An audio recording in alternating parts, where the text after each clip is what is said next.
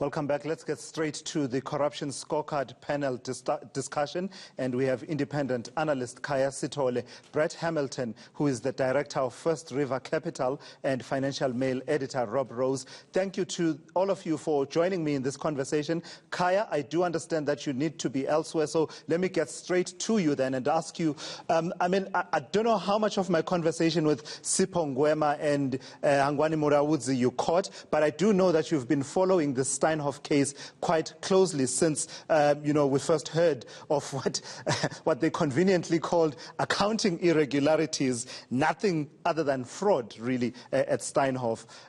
Having heard what you heard and knowing what you know, how close are we to getting some kind of recourse and justice to its full extent in as far as Steinhoff is concerned?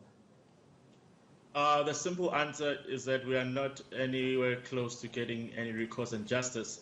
And I think perhaps the most important reference point we have right now is a court case that was decided a couple of weeks ago, actually in the Johannesburg High Court, where one of the investors in Steinhoff actually then tried to sue on the basis that she had lost part of her investment, so therefore she wanted the courts to step in and say, actually, this is the recourse that you are entitled to. And unfortunately, she lost that case on the basis that the way the law has been written is that the only people who really have standing in suing perhaps Marcus Jooste and some of the other directors of Steinhoff is the company itself.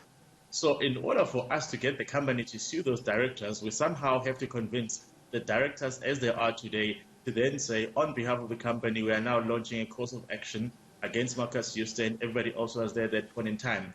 And in my view, that's simply unlikely to happen. And the reason we are stuck 3 years later is of that particular paralysis, where if the law says that the best people to come and say there's money to be paid back are the company itself, we know how entangled all the people that are directors are in the entire mess. So there's a personal risk associated with them pursuing this. And then there's also the reality that, yes, you can do that, but maybe you won't be able to recover anything if people have decided to hide their assets offshore, for example. Khaya, so it's actually a paralysis situation. Why that paralysis, though? It doesn't make sense to me if you consider some of the statements that the leadership at Steinhoff have been making since, Marcus Jooste and his team left, basically sort of trying to give the impression of turning over a new leaf, right? And basically saying that we will get to the bottom of this. So I don't understand why you're skeptical that we would have Steinhoff as plaintiff number one in a case that tries to claw back some of the losses on behalf of the investors. See, the original problem was that even when Marcus Jooste left, the people that became the new interim board at that stage were essentially the people that were part of the board the day before. So you even had Christoph Wiese staying for another week. And then you had Helta Son, who was then elevated to chair the board. This was a person who was not an innocent bystander or an outsider. It was someone who had been part of the furniture long before. And as it turned out, it was someone who herself had transactions that were tainted by this entire cycle, which is the reason why she's no longer the chair of that company. So you can imagine if you put someone like that in charge, and this is the person who has to make the call of whether we, as the directors of this company, are going to pursue a course of action, knowing that the cost of litigation is going to have to be borne by the company, and the ultimate outcome may be, yes, you're entitled to recourse, but that person no longer has the cash. Then there's the type of tension that you have to manage in your capacity as a director who has a fiduciary duty towards the company. So that, for me, really became what crippled the process from inception. The other problem was that they commissioned a report by PwC, a forensic report that sort of was supposed to give insights into what happened, and then they refused to release that to the public on the basis that it may be used by people like you and I to then sue them even further. So that is really where the problem is. All right, Khaya, I will get final comments from you in just a moment, but let me bring in Brett Hamilton into the conversation. So, Brett, from your side and your perspective, you did a lot of work as well, part of that Stellenbosch Business School work to try and dig even deeper in as far as the Steinhoff saga is concerned. What's your sense? Have we moved an inch since December 2017, or are we still where we are with the attendant risks in terms of the financial situation as well as the accountability measures in corporate South Africa? Has anything shifted in that space since the Steinhoff saga in December? Yes, thank you.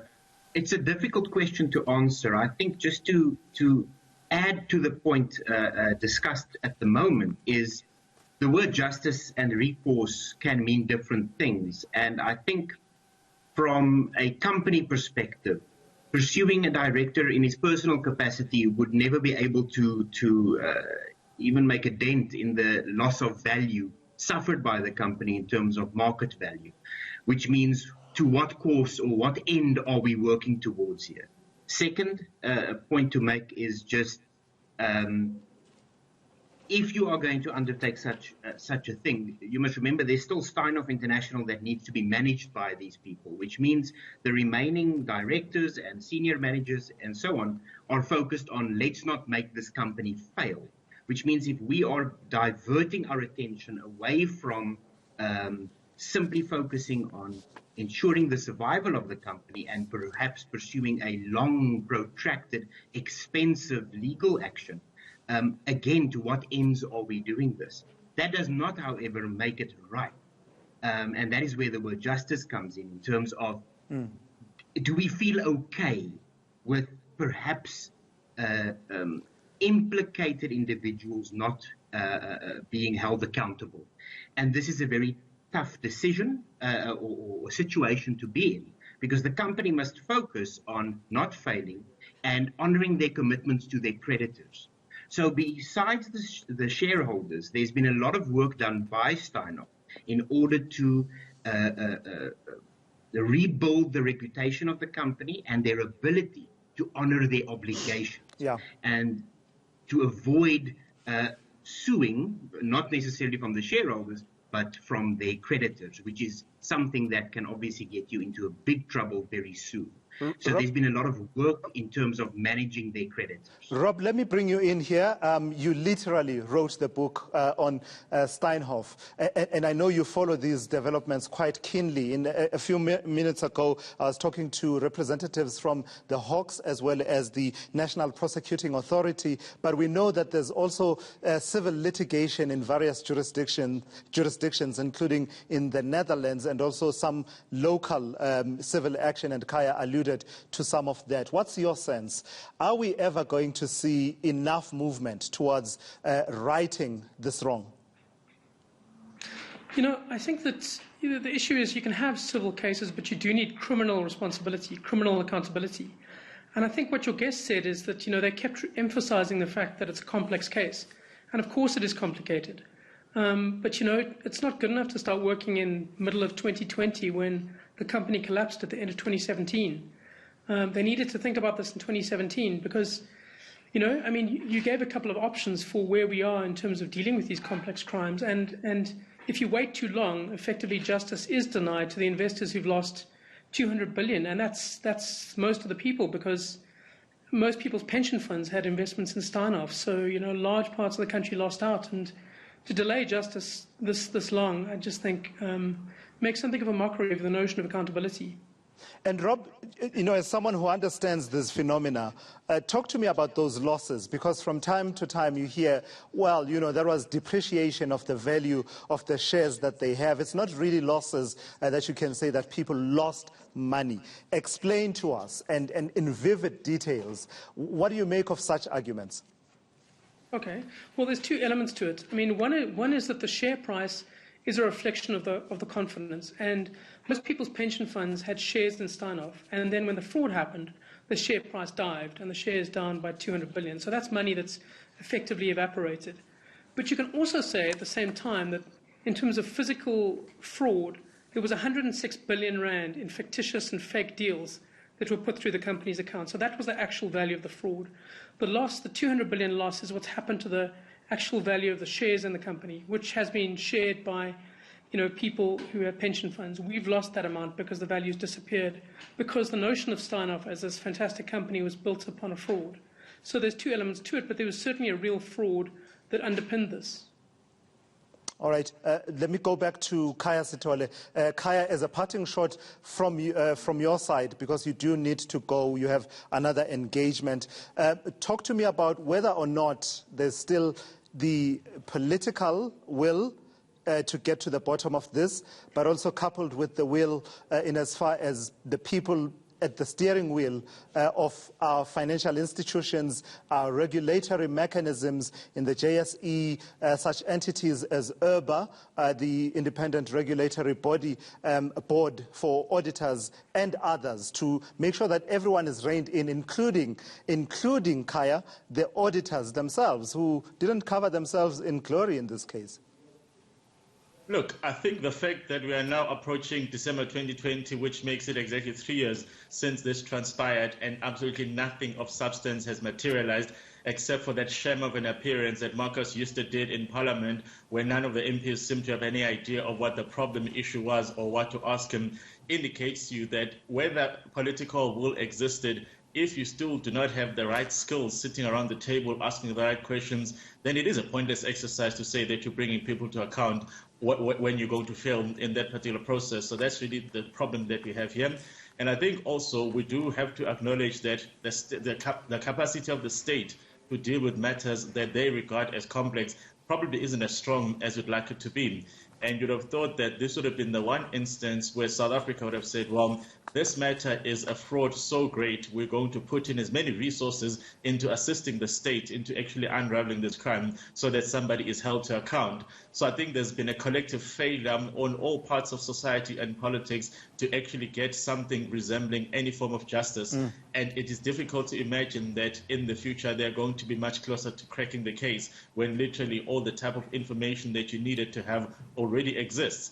And I think also the weird thing that we know is that Steinhoff then turned around and said they are going to help the law enforcement authorities finance the investigation, which is itself a problematic state of affairs, because you have to wonder how on earth can the state then say, we are going to use your funds to investigate you and then try to prosecute you. It's already muddied the waters, but my fear is that we may not get much in the way of justice from any of these agencies that we're relying on. Khaya, I'm going to have to release you at this point. Thank you for your generosity with your time. You do have another engagement. Brett Hamilton, let me come back to you and then ask you about, the confluence of ethics, issues to do with risk and compliance, right? Talk to me about whether we've learned any lessons that are being implemented right here, right now, within the South African financial system to sort of guard against those issues, and also talk about the issue of the independence of the top executive leadership of a company versus the board of directors, because part of the complexity here, it seems, was the different structures that needed to be factored in because of the many jurisdictions where Steinhoff has been operating. Absolutely, and I think the word complex needs to be mentioned again. But rightfully, as Rob pointed out, complexity is not an excuse. So right from the start, I would want to make clear that no matter how complex a situation is after something like this, but even for those directors within the company during a case like this, for example, the complexity of the certain transactions that were undertaken in the last couple of years, that is also not something that directors can use to vindicate themselves. To say that because this was such a complex case, we had no insight into it. That is not an excuse that you can use. It does not sort of help you against your fiduciary duty that you have as a director. But I think what needs to be made clear is that at least apparently, Steinhoff was highly compliant. They had textbook compliance. Their integrated reports were in terms of standards, quite high. They had a reputable company secretary. They had highly experienced non-executive directors. They had a reputable auditor. So I think the lessons that we can learn, and I think a lot of companies have done so, is that governance should be seen as in the spirit of governance, not only in compliance, which requires a mindset shift within a company, a culture of governance, a culture of ethical behavior. Absolutely. That goes beyond mere ticking boxes. Now, how to do that is in itself, again, complex. But I think this is something that we simply cannot deny. You cannot regulate fraud out of this world. You cannot regulate ethical behavior. This is something that if somebody wants to commit fraud, they will be able to do so. So it is It is the spirit that we need to work on. Rob, quick and final question to you. Sorry, Brett, I'm running out of time. Rob, quick and final question to you. How important is it that a matter such as Steinhoff, which, in terms of how it unraveled, doesn't involve a tender from government, a government department, allegations against a director general or a minister, which we normally focus on? How important is it in the bigger story of cleansing the ecosystem of corruption? Well, I do think it does illustrate that, while the private sector might have wanted to pretend that it was squeaky clean and the problems were just in the public sector, I think this illustrates that that wasn't that. And as a headline case, it's certainly quite arresting. And we've seen that in many other cases since then. We've seen EOH, we've seen Tongaat Hewlett's. But I think it speaks to the level of, I suppose, ethical decay in various institutions across our entire sector. So it illustrates that you can't just pretend it's one facet of our country that's been affected by the fraying of ethics. I think it's right across the whole ecosystem. Rob Rose, thank you so much. I really appreciate your time.